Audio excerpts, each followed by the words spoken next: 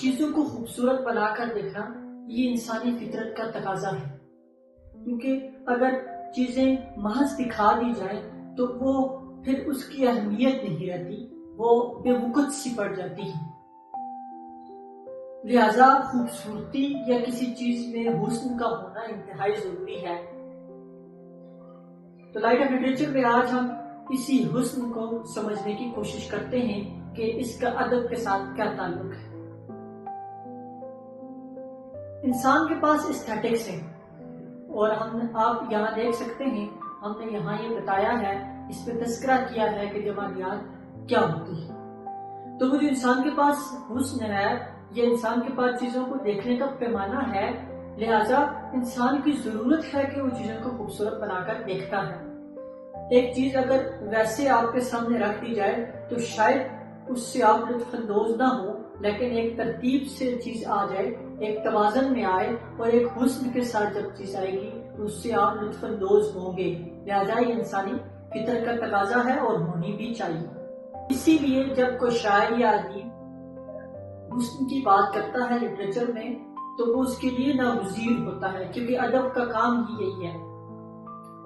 ادب چونکہ اظہار کرتا ہے، لہذا جب ادب کسی چیز کو بیان کرے گا تو وہ دو طریقے ہوں گے اس میں۔ ایک تو یہ ہوگا کہ وہ کسی مواد کو بیان کرے گا، یعنی جو کنٹینٹ ہے وہ کیا ہے، ادب کیا موضوع آپ کے سامنے پیش کر رہا ہے۔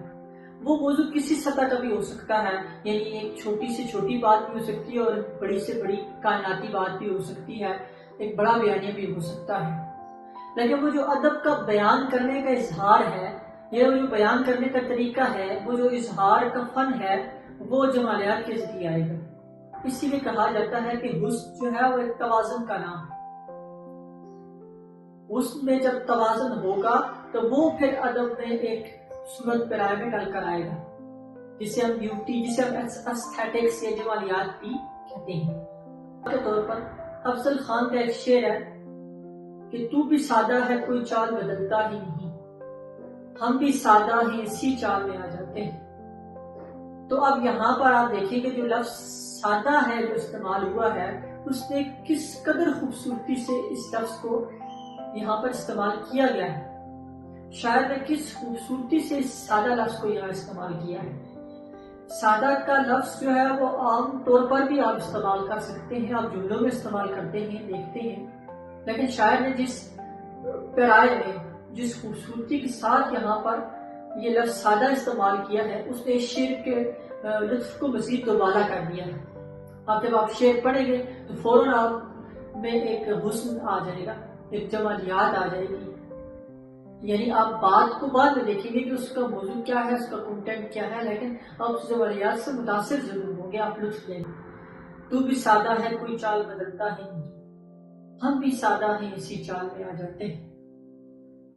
تو اب یہ دیکھیے کہ یہ جو جمالیات شاعر کس لیے بنتا ہے، یہ چیزوں میں حسن کس لیے لاتا ہے، الفاظ کو ایسے وہ کیوں برتتا ہے، وجہ کیا ہے۔ تو اب یہ ہوتا ہے کہ وہ جمالیات کی بات کرتا ہے پہلی سطح پر، جو اس کی فطری ضرورت ہے، لیکن اب جمالیات کا کیا کام ہے کہ وہ اس حسن کے ذریعے انسان کو متاثر کرتی ہے، یہ حسن انسان پر اثر ڈالتا ہے، جیسا یہ شعر آپ پر اثر ڈالے گا۔ اسی لیے جب آپ کوئی شعر پڑھتے ہیں، جب کسی فن پارے کو پڑھتے ہیں تو وہ جو اس کی جمالیات ہوتی ہے وہ آپ کو متاثر کرتی ہے، پہلی سطح پر آپ اس سے لطف اندوز ہو جاتے ہیں، لیکن وہ اس تاثر کے ساتھ آپ کے دل پر جا کر لگتی ہے کہ وہ جو شاعر کا جذبہ یا بیان کیا گیا ہے اس کو آپ جاننے کی کوشش کرتے ہیں اور اسے اپنا تجربہ آپ بنا لیتے ہیں۔ تو لہذا اس شعر میں بھی آپ دیکھتے ہیں کہ وہ تاثر کے ذریعے اس کا اثر آپ پر پڑے گا اور آپ اس سے ایک اخلاقی یا ایک قدر بھی لیں گے۔ ہم ایک اور مثال یہاں پر لیتے ہیں۔ ندیم قاسمی جو ہے وہ 20ویں صدی کے بہت بڑے شاعر اور افسانہ نگار گزرے ہیں۔ آپ کا ایک مشہور افسانہ ہے کپاس کا پھول، اس میں ایک کردار ہے راتا۔ تو راتا یہ بیان کرتی ہے کہ اس کے جملوں پر اب غور کیجیے گا، کہتے ہیں کہ بعض موتیں کتنی آباد اور بعض کتنی ویران ہوتی ہیں، خود راتا کا ننھا بھائی کنویں میں گر کر مر گیا تھا تو کیا شاندار ماتم ہوا تھا۔ اب یہاں آپ دیکھیے کہ جو استعمال ہوا ہے موت کا جو موتے لفظ استعمال انہوں نے کیا ہے کہ وہ کتنی آباد اور کتنی ویران ہوتی ہے۔ تو موت کو عام طور پر تو کوئی آباد یا ویران تو نہیں کہتا، ہم تو موت پر غمگین ہوتے ہیں، لیکن اگر آپ کانٹیکسٹ میں اس کے پڑھتے ہیں تو آپ اس کی جمالیات سے لطف اندوز ہوتے ہیں۔ یا وہ کہتا ہے کہ کیا شاندار ماتم ہوا تھا، ماتم بھی شاندار ہوتا ہے، لیکن وہ کردار کی جو خود کلامی ہے اس کو بیان کیا جاتا ہے، لیکن اس خود کلامی میں جو بولتے ہوئے لفظ ہیں اس میں ایک حسن نظر آتا ہے۔ لہذا ادب جمالیات کے ذریعے نہ صرف وہ لطف فراہم کرتا ہے بلکہ اس سے آگے بڑھ کر وہ انسان کو متاثر بھی کرتا ہے، اس سے اس کا اخلاقی قدر بھی لینا ضروری ہوتا ہے۔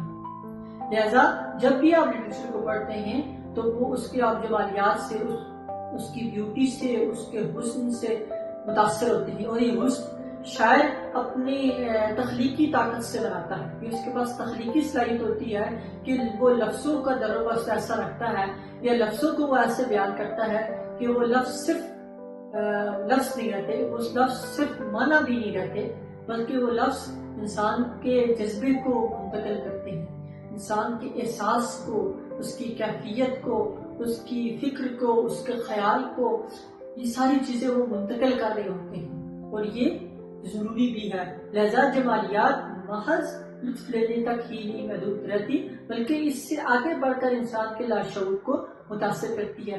اسی لیے جو لوگ ادب یا لٹریچر سے متعلق ہوتے ہیں وہ ان کے اندر جمالیات کو سمجھنے کا، جمالیات کو جاننے کا ایک ٹیسٹ پایا جاتا ہے، ذوق ہوتا ہے، اور اس ذوق کو اس بہتر تناظر میں نہ صرف دیکھتے ہیں، نہ صرف لطف اندوز ہوتے ہیں، بلکہ لاشعوری طور پر وہ اس سے اپنے آپ کو بہتر کر رہے ہوتے ہیں۔ اور ادب کا ایک کام پیوریفیکیشن بھی ہے، تو لہذا وہ انسان کو متاثر کرتا ہے۔ لہذا جو شخص ادب کو اس نقطہ نظر سے پڑھنا چاہتے ہیں کہ وہ اپنے آپ کو بہتر کر سکتے ہیں یا وہ لطف اندوز ہو سکتے ہیں، تو وہ ادب کا مطالعہ ضرور جاری رکھیں۔ تو لائٹ آف لٹریچر کے ساتھ بڑھ رہی ہے۔ لائٹ آف لٹریچر ادب کی سادہ اور آسان تفہیم کرنے کی کوشش کر رہا ہے۔